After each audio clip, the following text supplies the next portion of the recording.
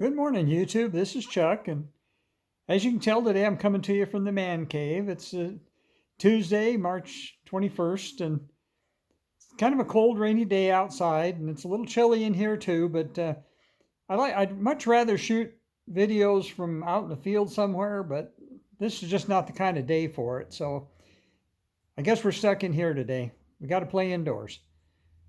So I haven't shot a firefighter story video in a while. They haven't been as popular as some of my other videos, but I haven't done one, and I think today is a good day to do it. And so today I'm going to bring you a couple of firefighter stories, a little short ones, and both of them involve people that are totally clueless, and you just wonder how they managed to survive through their life. Both of them were medical calls. Both of them happened quite a few years ago. And I'm sure all the people involved are long gone now, so I'm not offending anybody.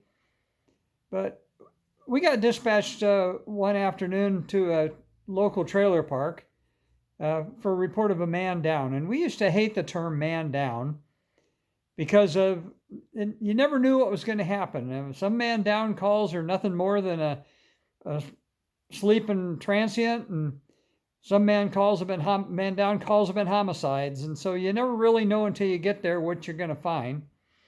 But in this particular case, it was an older trailer park, and when we got there, it was a little single wide trailer with an awning, and on the back of the patio was a little metal shed that was obviously set up as a workshop. And you've all seen those. There's thousands and thousands of them around.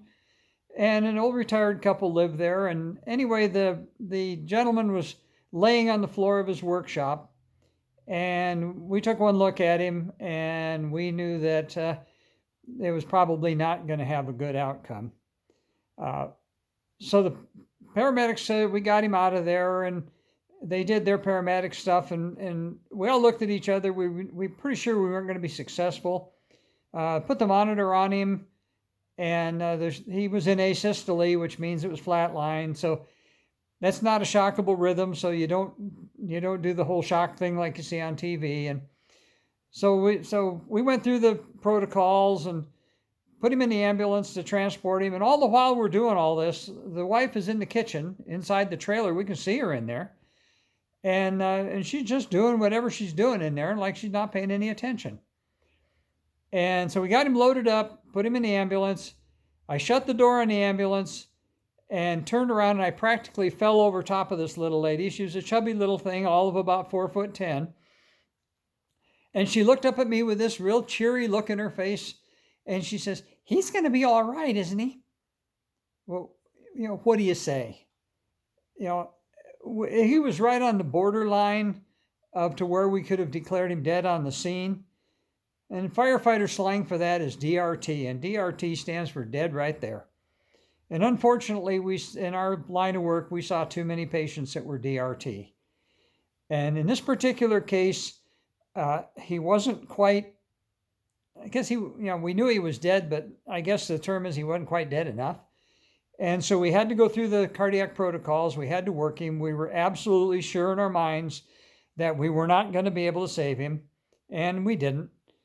But this little lady was totally clueless. She had no idea that her husband had literally died. So what do you say?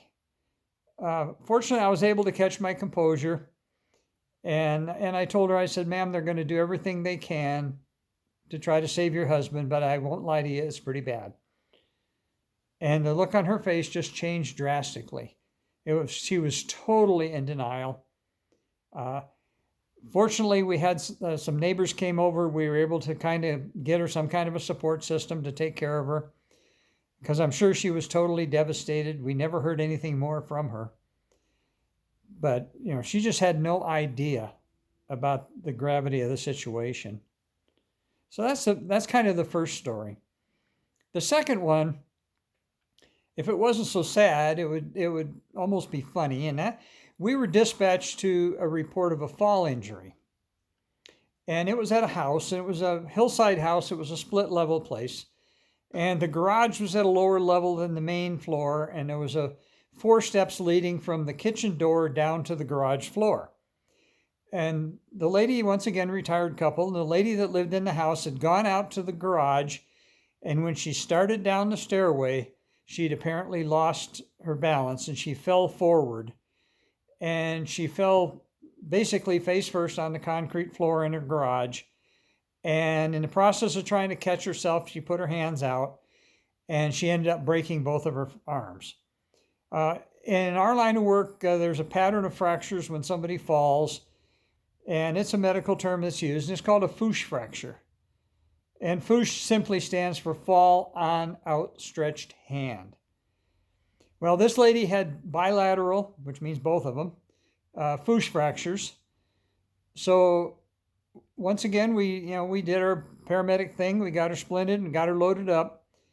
Her husband he stuck his head out the door and to see what was going on. And we loaded her up in the ambulance. And as the ambulance was driving away, he came up and he was kind of belligerent about it. He says, "Are you taking her to the hospital?" And we said, "Well, yes, sir, we are."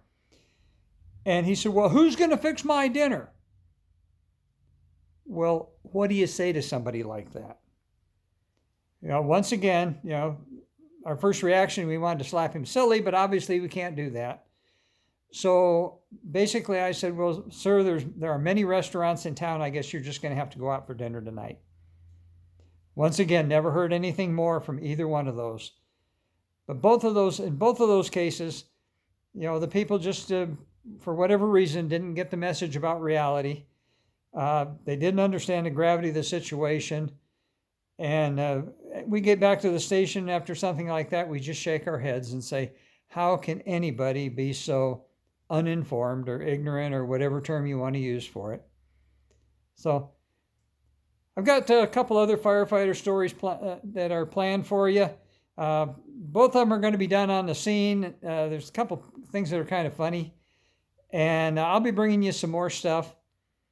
But I think that's going to be it for today. So as I always tell you, take care of each other.